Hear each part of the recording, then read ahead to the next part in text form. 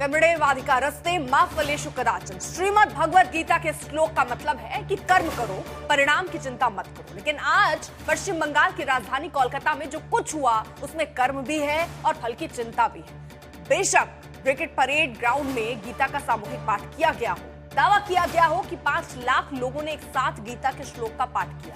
इस कार्यक्रम में साधु संत से लेकर बीजेपी के नेता शामिल हुए। लेकिन इस ऐतिहासिक कार्यक्रम में अगले साल होने वाले बंगाल चुनाव में सियासी दंगल का प्लॉट तैयार कर दिया है। एक दिन पहले ही यानी शनिवार को मुर्शिदाबाद में बाबरी मस्जिद की ईंट रखी गई तो आज मंत्रों की लय में डूब गया पूरा ब्रिगेड मैदान। आज कोलकाता में आस्था भी दिखी और शक्ति भी, लेकिन राजनीति हमेशा दोनों के बीच की जगह तलाश लेती है। तो क्या बंगाल 2026 चुनाव की ओर बढ़ते बढ़ते धर्म के रास्ते सत्ता की नई कहानी लिख रहा है? यही सवाल आज की बहस को जन्म देता है। क्या गीता पाठ का 2026 के महासमर में बीजेपी के लिए ताकत बनेगा या टीएमसी से पलटकर अपना एजेंडा मजबूत करेगी? सवाल यह है कि क्या बंगाल की जनता ध्रुवीकरण के हालात को स्वीकार करेगी या फिर राजनीति को वापस अपने बुनियादी मुद्दों पर लौटने के लिए मजबूर करेगी? बंगाल की राजनीतिक लड़ाई अब खुल चुकी है, मंच तैयार है। इसलिए हम पूछ रहे हैं, जो मुर्शिदाबाद से कोलकाता तक पिछले 24 घंटे में हुआ वो सिर्फ आस्था की गूंज है या फिर चुनाव का बिगुल?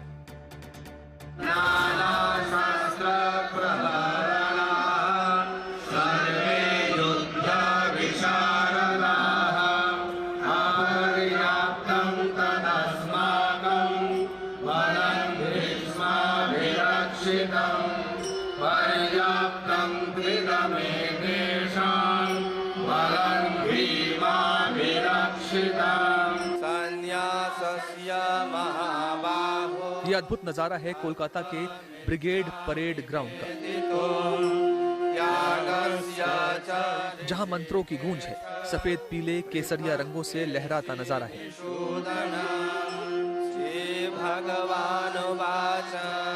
शंख घड़ियाल और ढोल की ध्वनि अनुगूंज कर रही है। दावा है कि एक साथ 5 लोगों ने सामूहिक गीता पाठ में हिस्सा लिया।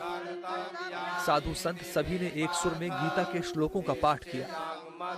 पश्चिम बंगाल के पागलों और हिंदुओं, यदि तुम एकता करोगे तो भारत हिंदू राष्ट्र होकर के रहेगा। भारत को आप निर्णय करना होगा, आप लोगों को गजवाए हिंद चाहते हो या भगवाए हिंद चाहते हो? भारत में तनातनी चाहते हो या सनातनी चाहते हो? हिंदुओं में फूट चाहते हो या एकता चाहते हो? कौन कौन हिंदू एकता चाहता है? कौन कौन भारत हिंदू राष्ट्र चाहता है? डरोगे तो नहीं, पीछे हटोगे तो नहीं। बंगाल के इतिहास में ऐसा नजारा देखा नहीं गया। मंच पर सुनाई देती हर आवाज, हर नारा, हर शंख ध्वनि बंगाल के लिए कुछ कह रहा है।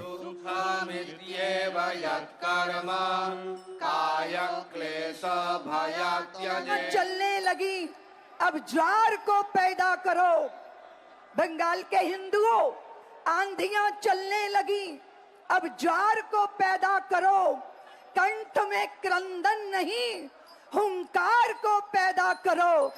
फिर सजने लगी है, फिर सजने लगी है, फिर सजने लगी है समर की भूमिका। पार्थ, तुम गांडीव में टंकार को पैदा करो। इसकी भव्यता के बीच आज एक बड़ा सवाल खड़ा होता है। क्या ये सिर्फ एक सांस्कृतिक उत्सव है या बंगाल विधानसभा चुनाव से पहले शक्ति प्रदर्शन?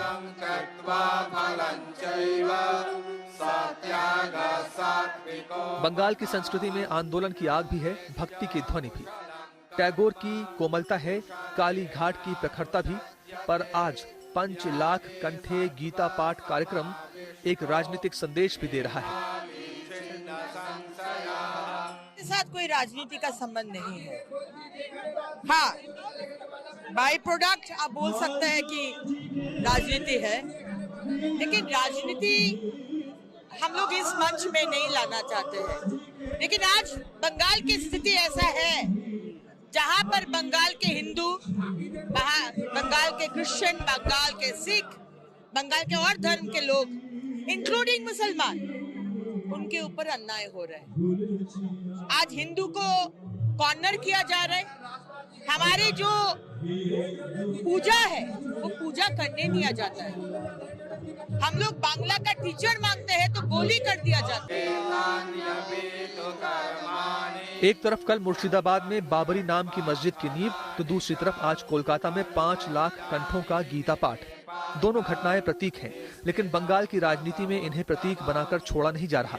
बंगाल में धर्म संस्कृति का हिस्सा है, हालांकि राजनीति का ईंधन कभी नहीं माना गया, लेकिन मौजूदा हालात को देखकर सवाल पूछना तो बनता है। क्या जनता की आस्था को राजनीतिक ईंधन बनाया जा रहा है? क्या 2026 का चुनाव इस बार विचारों की लड़ाई नहीं बल्कि धार्मिक प्रतीकों की जंग बनेगा? क्या बंगाल की सांस्कृतिक धड़कन को अब धार्मिक फ्रेमों में बांटा जा रहा है? टीएमसी से लेकर बीजेपी और कांग्रेस तक हर पार्टी इसे अपने हिसाब से पढ़ रही है। लेकिन क्या मुर्शिदाबाद की घटना और कोलकाता में गीता पाठ को बंगाल की जनता भी उसी राजनीतिक चश्मे से देख रही है? हालांकि जो तटस्थ है उनकी अपनी राय है। गीता तो हमारा भी परम पूज्य है, लेकिन गीता को सामने रखकर भाजपा, देखिए कौन लोग हैं वहां पे, वो तो पूरा भाजपा वाला लोग है। पॉलिटिकल गैदरिंग में नहीं उसका लोग आता है, इसीलिए कंफ्यूज करने के लिए गीता को सामने रख के, भगवान को सामने रख के वो पॉलिटिकल मार्केटिंग कर रहा है। वो भाजपा का कोई ऑर्गेनाइजेशन नहीं है, भाजपा का पूरा ग्रुपिज्म है, वो फिर हारने वाला है। बंगाल ने सदियों से टकराव देखे, लेकिन हर बार संस्कृति ने राजनीति पर जीत पाई। अब देखना यह है कि 2026 में कौन जीतता है, जनता की संस्कृति या नेताओं की रणनीति। बंगाल की मिट्टी इंतजार कर रही है, निर्णय जनता करेगी और फैसला इतिहास लिखेगा। कोलकाता से इंद्रजीत कुंडू के साथ आज तक ब्यूरो।